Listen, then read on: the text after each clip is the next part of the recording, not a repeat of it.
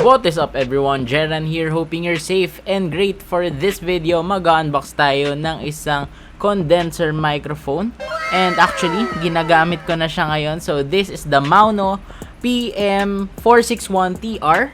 So this is a USB cardioid microphone. And guys, unbox na natin to.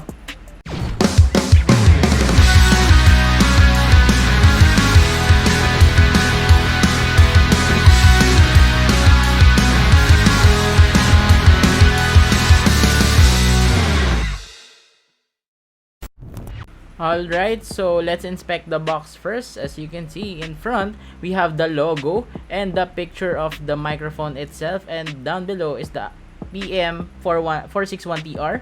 And sa top, here are some specifications of the microphone. Pero pinaka-important dyan is that it's a cardioid microphone.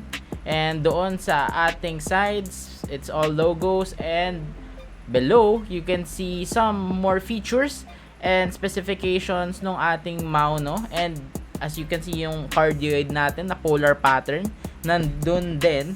And sa baba, as you can see, the specifications, 60 decibels, 93.5 decibels of maximum SPL, frequency response of 20 Hz to 20 kHz. And just pause the video if you'd like to read it. And guys, so open na natin tong box na to. So this microphone just cost 1,299 pesos. So murang-mura. So opening up the box, you will be greeted with the manual na English translated, of course. And yan, guide in using the microphone. And may silica gel tayo dito para hindi mag-moisture. And ito din yung ating stand. Yan, yung desk stand natin and yung ating foam para magkaroon ng konting noise reduction yung ating microphone. And ito yung USB-A to USB 2.0 natin. Yan, as you can see, I think this is 1.5 meters long. So enough for you to reach your PC or your other gadgets. Dito naman yung ating mount, kung saan natin i-screw yung ating microphone, and saan din natin i-screw dun sa stand natin. Ito na yung microphone natin, guys. Yan, it's a black color. It's nice looking. And ito yung knob natin for gain level kung gusto mong hinaan, lakasan yung nasasagap ng microphone natin. And sa ilalim yun yung USB-A natin, yung port natin to connect to your PC or your other gadgets. So guys, test na natin to. And actually, ginagamit ko na siya ngayon, pero let's do the testing. Alright, so this is the testing. Can you hear my voice well? So actually, there's a knob for the gain, and we will toggle that.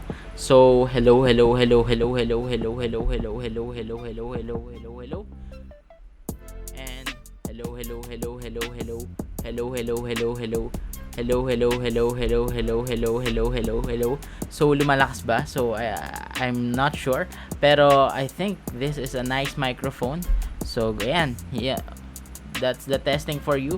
For me, I like to leave it at around 75% of the knob para hindi ganun kalakas kahina, and matatoggle ko pa siya doon sa software. Pwede ko naman siyang i-edit. Pero this is the raw microphone. This is the raw sound from the microphone of the Maono. So tell me guys how it sounds, yeah? Alright guys, so that was all for the Maono PM461TR, and thank you so much for watching this video. If you like this video, just click on that like button and subscribe to my channel for more tech stuff like this. And guys, I'll see you on the next one.